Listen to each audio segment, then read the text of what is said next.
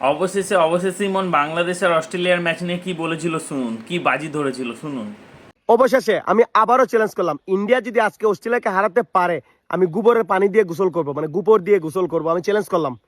আমি জানি ভাই অস্ট্রেলিয়ার সাথে ইন্ডিয়া কখনো পারবে না, মানে ইন্ডিয়ার এই সাধ্য নাই, এই ক্ষমতা নাই শক্তিশালী অস্ট্রেলিয়াকে হারাতে পারে। তাই আমি আবারও চ্যালেঞ্জ করলাম। আমি জানি আমার চ্যালেঞ্জ পালন করা লাগবে না, চ্যালেঞ্জ পূর্ণ করার প্রয়োজন পড়বে না, কারণটা হচ্ছে আজকে ইন্ডিয়া জিতবেও না আর আমার চ্যালেঞ্জ পূর্ণ করতে হবে না। আর আজকে আমি যে চ্যালেঞ্জটা নিচ্ছি ভাই, গোবরে পানিতে গোসল করা, এই চ্যালেঞ্জটা অনেক কঠিন চ্যালেঞ্জ, এটা সবাই নিতে পারবে না।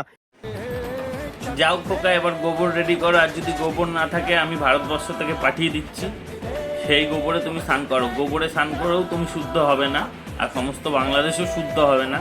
পারলে আসো আমাদের এখানে ভারতের যে ট্যাঙ্ক আছে, ট্যাঙ্কে নেমে স্নান করো, তাহলে যদি তুমি শুদ্ধ হও। আর ভুলভাল চ্যালেঞ্জ নিও না। এবার পরের আব্বু ছেড়ে নিজের আব্বুকে আব্বু মানা শুরু করো।